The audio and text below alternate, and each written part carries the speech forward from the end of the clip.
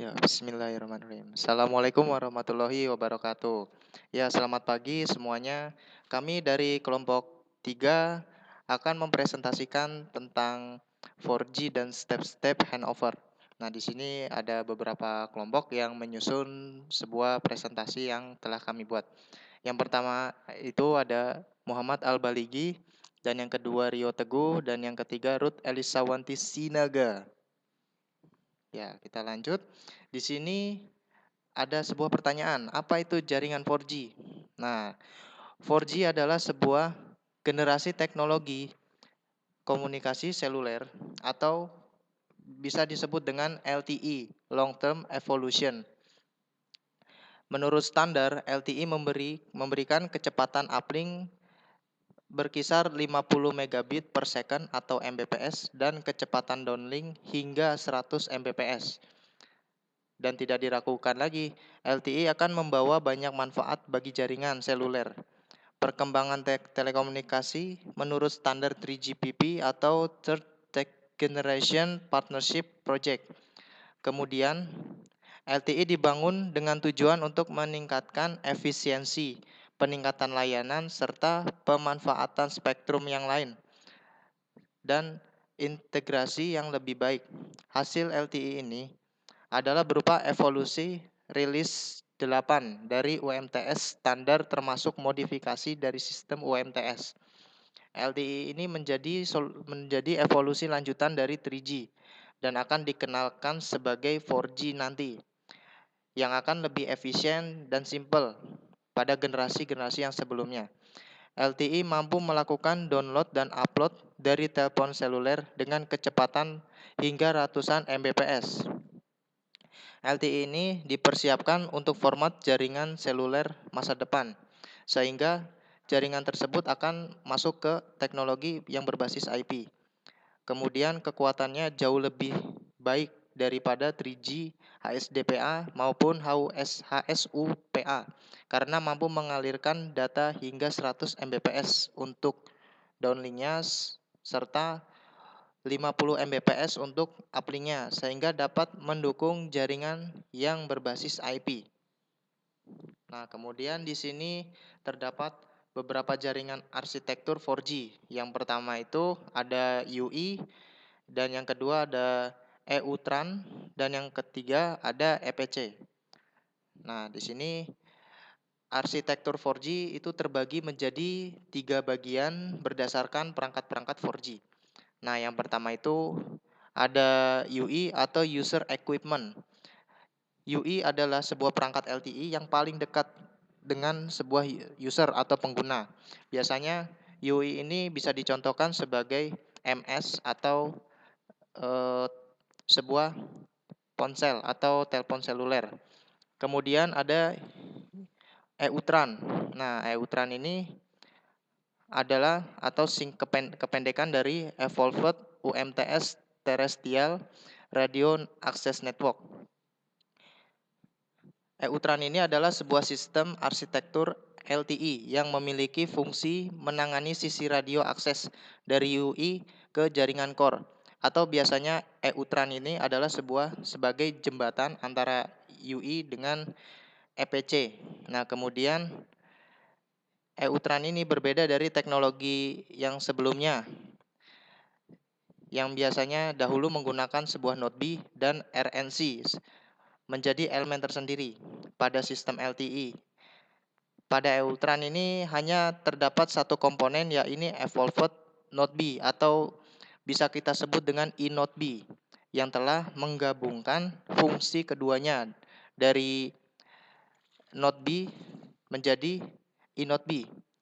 eNode B secara fisik adalah sebuah base station yang terletak di permukaan bumi atau BTS Greenfield, atau ditempatkan di atas gedung-gedung BTS, atau terdapat beberapa informasi BTS juga ada di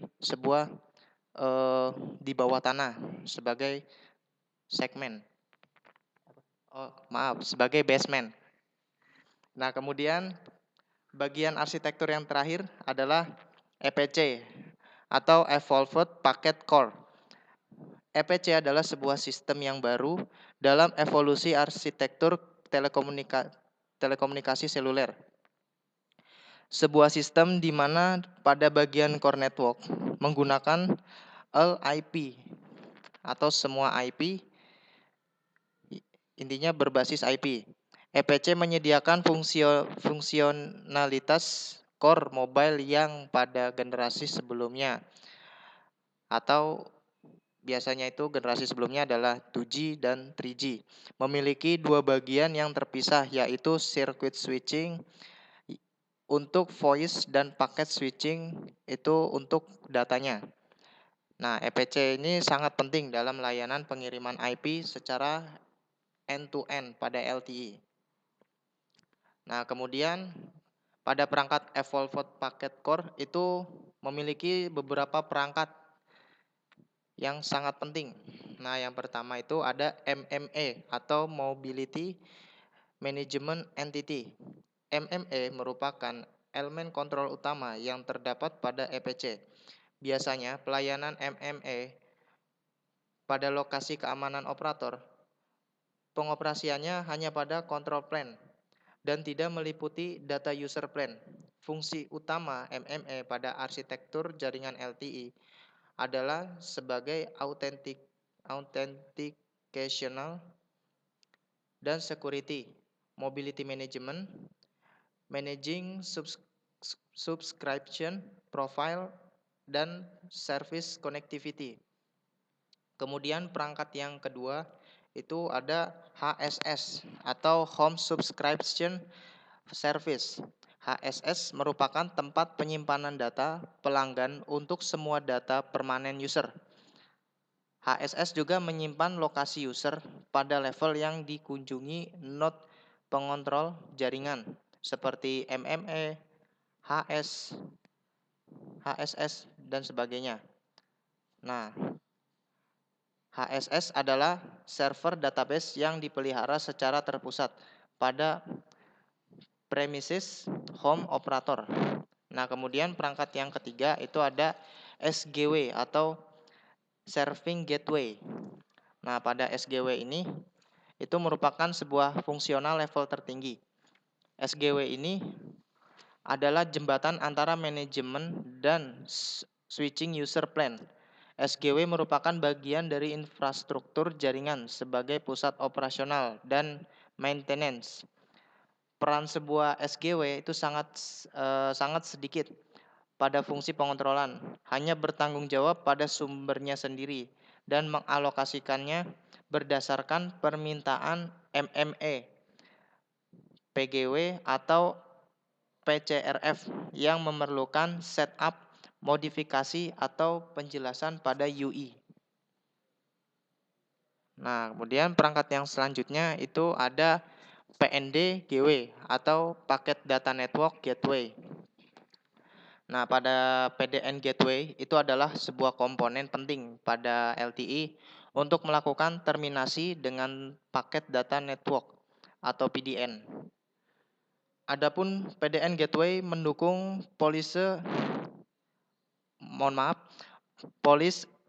enforcement feature, packet filtering, charging support pada LTE, traffic data dibawa oleh koneksi virtual yang disebut dengan Service Data Flows atau SDFS.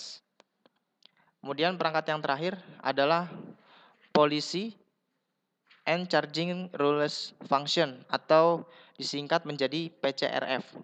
PCRF merupakan bagian dari arsitektur jaringan yang mengumpulkan informasi dari dan ke jaringan, sistem pendukung operasional, dan sumber lainnya seperti portal secara real-time yang mendukung pembentukan aturan dan kemudian secara otomatis membuat keputusan kebijakan untuk setiap pelanggan aktif di jaringan. Jaringan seperti ini mungkin menawarkan beberapa layanan, kualitas layanan atau QoS, quality of service, dan aturan pengisian. PCRF dapat menyediakan jaringan solusi wireline dan wireless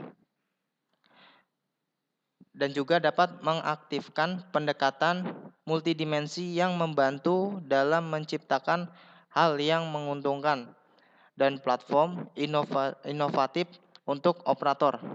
PCRF juga dapat diintegrasikan dengan platform yang berbeda seperti penagihan, rating, pengisian, dan basis pelanggan, atau juga dapat digunakan sebagai entitas mandiri. Kemudian untuk kelebihan dan kekurangannya dan selanjutnya akan dibacakan oleh Saudara Al-Baliki. Ya, di sini ada kelebihan 4G. Yang pertama memiliki kecepatan downlink hingga 300 megabit per sekon dan kecepatan uplink hingga 75 megabit per sekon. Kemudian mendukung sistem I2R dan sistem IMT yang menggunakan gelombang frekuensi. Kemudian mendukung kecepatan transfer broadband karena 4G memiliki frekuensi band yang jauh lebih tinggi. Mendukung multicast, broadcast hingga frekuensi network. Kemudian mendukung mobilitas tinggi. Dan terakhir jaringan 4G mampu meminimalkan gangguan. Kemudian kelemahan 4G LTE yang pertama untuk membuat infrastruktur jaringan yang baru dibutuhkan biaya yang lebih mahal dibandingkan jaringan 3G, 2G, dan 1G. Yang kedua dibutuhkan penginstalan peralatan yang baru jika jaringan diperbarui. Yang ketiga dibutuhkan mobile device yang baru untuk mendukung teknologi 4G LTE jika jaringan diperbarui. Kemudian yang terakhir dibutuhkan antena tambahan untuk transmisi data karena jaringan 4G LTE menggunakan multiple input, multiple output atau MIMO. Kemudian ada pengertian handover. Handover adalah proses pengalihan kanal trafik secara otomatis pada MS yang sedang digunakan untuk berkomunikasi tanpa terjadinya pemutusan hubungan. Hal ini menjelaskan bahwa handover pada dasarnya adalah sebuah call koneksi yang bergerak dari satu sel ke sel lainnya. Proses ini memerlukan alat pendeteksi untuk mengubah status dedicated node atau persiapan handover dan alat untuk men-switch komunikasi yang sedang berlangsung dari suatu kanal pada sel tertentu ke kanal yang lain pada sel yang lain. Keputusan untuk sebuah handover dibuat oleh PSG, yaitu dengan mengevaluasi secara permanen pengukuran yang diambil oleh BTS dan MS pengukuran rata-rata oleh PSC dibandingkan dengan nilai-nilai ambang batas atau threshold. Jika PX melebihi nilai threshold, maka dimulai proses handover dengan mencari sebuah sel target yang cocok. Kemudian ada tipe handover. Yang pertama, hard handover. Hard handoff adalah suatu metode di mana kanal pada sel sumber dilepaskan dan setelah itu baru menyambung dengan sel tujuan, sehingga koneksi dengan sel sumber terputus sebelum menyambung dengan sel target. Untuk alasan tersebut, hard handoff juga dikenal dengan sebutan break before make. Hard handoff dimaksudkan untuk meminimalkan gangguan panggilan secara instan. Suatu hard handoff dilakukan oleh jaringan selama panggilan berlangsung. Tipe yang kedua adalah soft handover.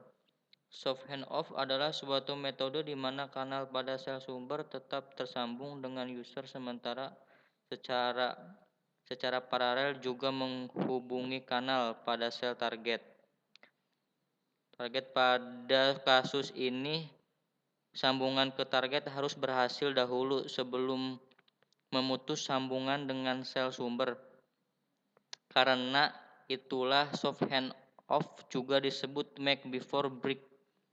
Interval selama terjadinya dua sambungan dilakukan secara paralel bisa saja singkat maupun substansial atau tergantung kondisi yang memungkinkan.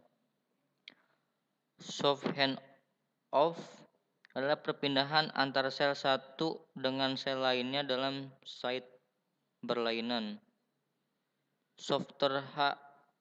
HO perpindahan antar sel satu dengan sel lainnya dalam satu set yang sama.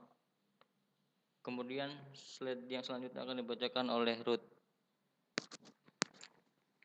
Jenis-jenis handover. Yang pertama itu ada intracell handover. Intracell handover ini adalah perpindahan informasi yang dikirim dari suatu kanal ke kanal yang lain pada sel yang sama. Dilakukan karena terjadi gangguan interferensi atau operasi pemeliharaan. Yang kedua ada intra-BSC handover, yaitu handover yang dikontrol oleh BSC. BTS yang lama dan baru sama-sama di bawah kendali sebuah BSC. Handover ditangani seluruhnya oleh BSC. MSC menerima informasi lokasi sel baru yang digunakan MS dari BSC. Yang ketiga ada intra-MSC handover atau handover yang terjadi dalam sebuah MSC. BTS yang lama yang baru berada di sebuah MSC tetapi dikendalikan oleh BSC yang berbeda. Yang keempat ada inter-MSC handover atau handover antar dua MSC. BTS lama dan yang baru berada pada MSC area yang beda. Tujuan dari handover itu ada 3. Yang pertama ada as imperceptible to user as possible. Maksudnya ini sedapat mungkin tidak dirasakan oleh pemakai dengan cara meminimisasi waktu handoff dengan menggunakan teknik interpolasi suara. Yang kedua ada as successfully as possible. Maksudnya dengan meminimisasi error pada saat estimasi kebutuhan handoff. Yang ketiga ada as infrequently as possible. Artinya MSC melakukan assign atau sharing pada kanal yang sama pada sel tetangga dan meminjam kanal lain dari sel tetangga pada sel sebelumnya atau MSC assigns same channel in the second cell and rents another channel from the second to the first cell. Selanjutnya ada proses handover. Yang pertama, dari mobile station atau MS bergerak menjauhi suatu sel, maka daya yang diterima oleh MS akan berkurang. Jika MS bergerak semakin menjauhi base station atau sel, maka daya pancar akan semakin berkurang. Menjauhnya MS pada sel asal menjadikan MS mendekati sel lainnya. Sel lainnya dikatakan sebagai sel kandidat, yaitu sel yang akan menerima pelimpahan MS dari sel sebelumnya. MSC melalui sel kandidat akan memonitor pergerakan MS dan menangkap daya pancar MS. Di antara sel kandidat yang menerima daya pancar MS terbesar, maka pelimpahan MS akan berada pada sel tersebut. Sel kandidat yang menerima pelimpahan MS akan melakukan monitoring. Proses monitoring dilakukan oleh MSC dan menginstruksikan pada sel kandidat tersebut. Pada saat handoff, supervisi dipersingkat. MSC melakukan prioritas pendudukan kanal pada MS yang akan mengalami handoff. Sel kandidat dibuat urutan prioritas. Cukup sekian hasil presentasi kami. Akhir kata kami ucapkan terima kasih.